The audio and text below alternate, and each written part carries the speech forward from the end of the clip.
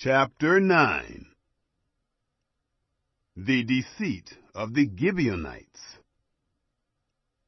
It happened, when all the kings who were beyond the Jordan, in the hill country, and in the lowland, and on all the shore of the great sea in front of Lebanon, the Hittite, the Amorite, the Canaanite, the Perizzite, the Hivite, and the Jebusite, heard of it, that they gathered themselves together to fight with Joshua and with Israel, with one accord.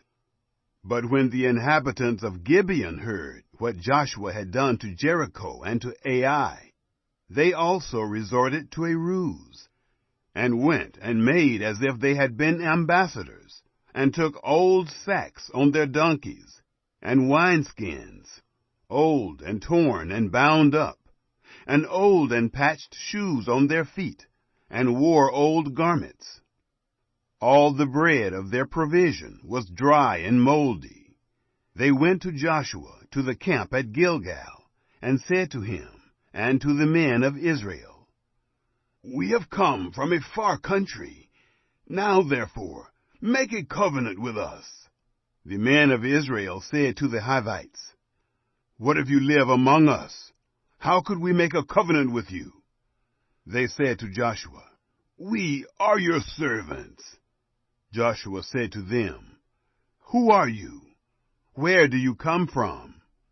They said to him, "Your servants have come from a very far country, because of the name of Yahweh your God.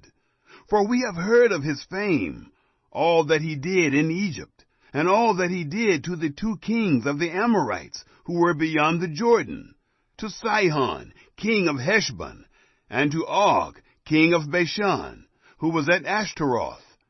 Our elders and all the inhabitants of our country spoke to us, saying, 'Take provision in your hand for the journey, and go to meet them, and tell them, "We are your servants." Now make a covenant with us. This our bread we took hot for our provision out of our houses on the day we went out to go to you. But now, behold, it is dry, and has become moldy. These wineskins, which we filled, were new, and behold, they are torn. These our garments and our shoes have become old because of the very long journey." The men sampled their provisions, and didn't ask counsel from the mouth of Yahweh. Joshua made peace with them, and made a covenant with them, to let them live. The princes of the congregation swore to them. It happened at the end of 3 days, after they had made a covenant with them, that they heard that they were their neighbors, and that they lived among them. The children of Israel traveled and came to their cities on the 3rd day.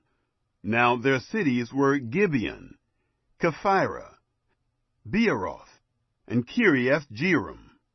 The children of Israel didn't strike them, because the princes of the congregation had sworn to them by Yahweh, the God of Israel. All the congregation murmured against the princes, but all the princes said to all the congregation, "We have sworn to them by Yahweh, the God of Israel.